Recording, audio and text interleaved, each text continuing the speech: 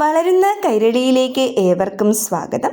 ഇന്ന് നമ്മൾ നോക്കാൻ പോകുന്നത് 2020 നടന്ന മലയാളം കോളേജിയേറ്റ് എക്സാമിൻ്റെ, അതായത് മലയാളം അസിസ്റ്റൻ്റ് പ്രൊഫസർ എക്സാമിൻ്റെ ചോദ്യപേപ്പറാണ്. ചോദ്യങ്ങൾ മാത്രമാണ് നമ്മൾ നോക്കുന്നത്. അപ്പോൾ ചോദ്യം പേപ്പർ ചെയ്യാമോ എന്ന് ചോദിച്ചിട്ടുണ്ടായിരുന്നു. അതിൻ്റെ ഭാഗമായിട്ടാണ് ചെയ്യുന്നത്. 289/2019 എന്നതായിരുന്നു കാറ്റഗറി നമ്പർ ഈ പരീക്ഷയുടെ. അപ്പോൾ നമുക്ക് ചോദ്യത്തിലേക്ക് പോകാം. ആദ്യത്തെ ചോദ്യം: ലോങ്കിനസിൻ്റെ ഉദാത്തതാ സമീക്ഷയുടെ പ്രധാന ആശയങ്ങൾ എന്തെല്ലാം? ഗ്രിഫിത്തിന് ചലച്ചിത്ര ചരിത്രത്തിലുള്ള സ്ഥാനം വ്യക്തമാക്കുക. പ്രാസവാദത്തെ ചായക്കോപ്പയിലെ കൊടുങ്കാറ്റ് എന്ന് വിളിക്കുന്നതിലെ യുക്തി പരിശോധിക്കുക. മെറ്റാഫോക്ലോർ എന്തെന്ന് വിശദമാക്കുക. സമഭാഷാംശ സീമാരേഖ വിശദമാക്കുക. സൈബർ കവിതകളെ സർഗാത്മകതയുടെ അടയാളമായി വിലയിരുത്താനാവില്ല. ഈ അഭിപ്രായത്തിൻ്റെ സാധുത പരിശോധിക്കുക. ഏഴാമത്തെ ചോദ്യം: വർത്തമാനകാല പ്രത്യയത്തിൻ്റെ ഉൽപ്പത്തിയെപ്പറ്റിയുള്ള പണ്ഡിതമതങ്ങൾ ക്രോഡീകരിക്കുക.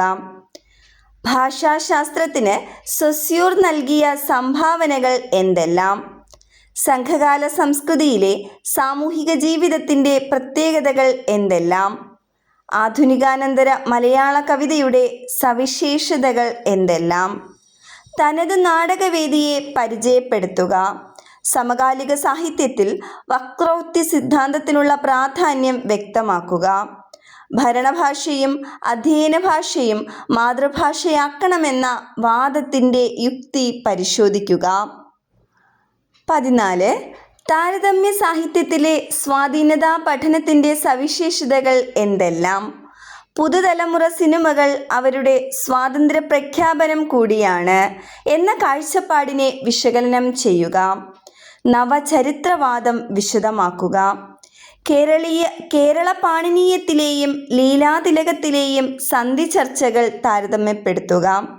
മരുമക്കത്തായത്തിൻ്റെ ഉത്ഭവം, വളർച്ച, അധപതനം ഇവ ക്രോഡീകരിക്കുക.